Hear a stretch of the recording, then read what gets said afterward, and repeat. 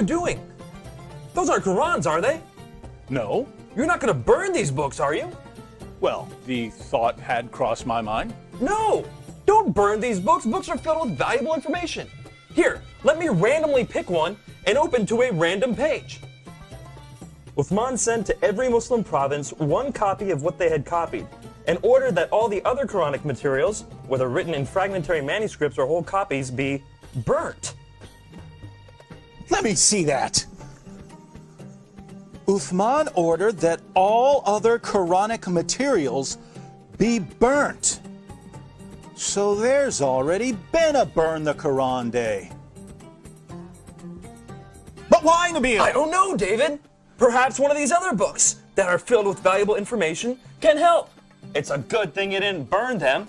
Let's take a look at one at random. Oh, here's one. Sahih Muslim.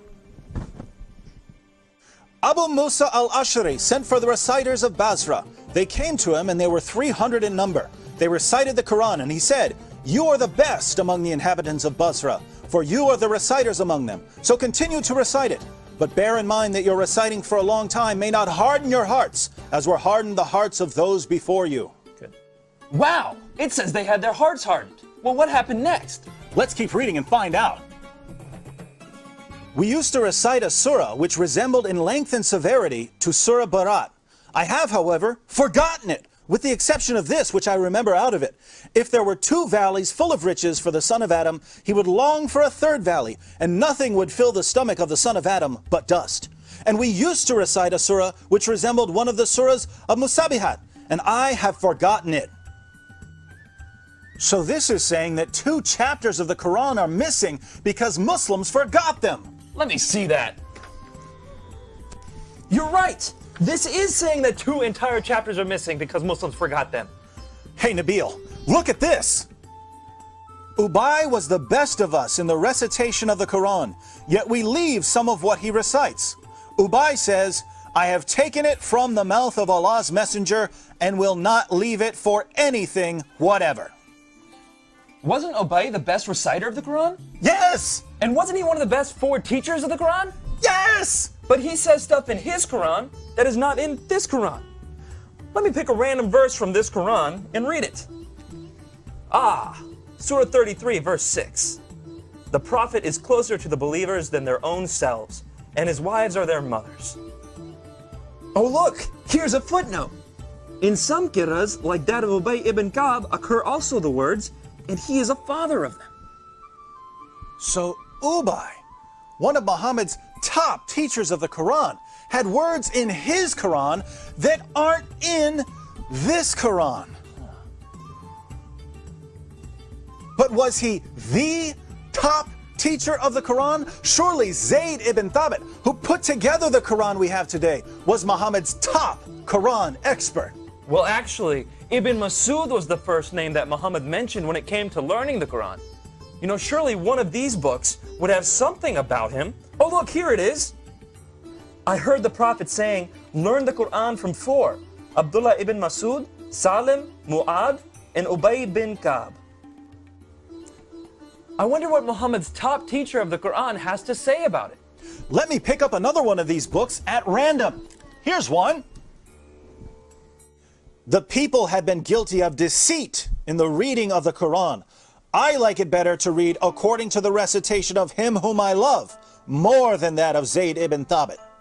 Wow, according to that book you're holding, Muhammad's top teacher of the Quran is saying reading today's Quran is like being guilty of deceit. I wonder if any of these other books have something to say about it. Here, let me look at this one. Oh, there it is. O you Muslim people, avoid copying the Mus'haf and recitation of Zayd bin Thabit. By Allah, when I accepted Islam, he was but in the loins of a disbelieving man. And it was regarding this that Abdullah bin Masud said, O people of Al-Iraq, keep the Masahif that are with you and conceal them.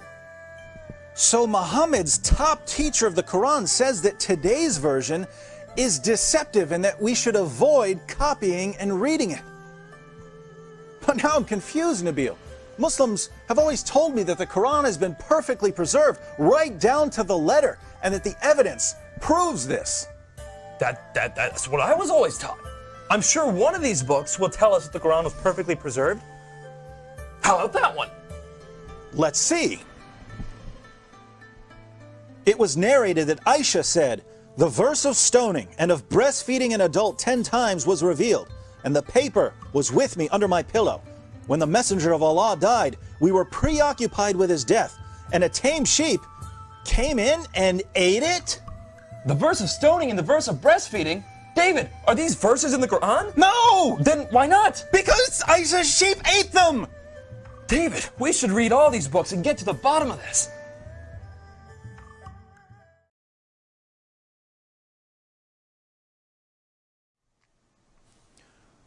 So let me see if I've got this right. Muhammad died, and no one had compiled the Quran.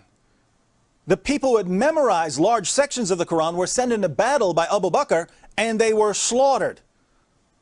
Muslims lost a ton of the Quran that day. Abu Bakr didn't want to lose any more, and so he had Zayd ibn Thabit put together what was left and compiled it into a manuscript. And soon thereafter, people started compiling their own manuscripts, and large disputes began to happen over what should be included in the Quran. Ibn Masud had only 111 chapters in his Quran, while Ubay ibn Ka'b had 116 chapters. And Zayd, who compiled today's Quran, only had 114 chapters. According to Muslim sources, entire chapters of the Quran were lost. Large sections of chapters have been lost. Individual verses have been lost. And in the end, Uthman put together what he could, put out his own official version of the Quran, and burned all of the evidence. Wow. Sure, I'm glad that no one burned this evidence. Nabil, let's agree that we're never going to burn any book, no matter how much we disagree with it. Yes.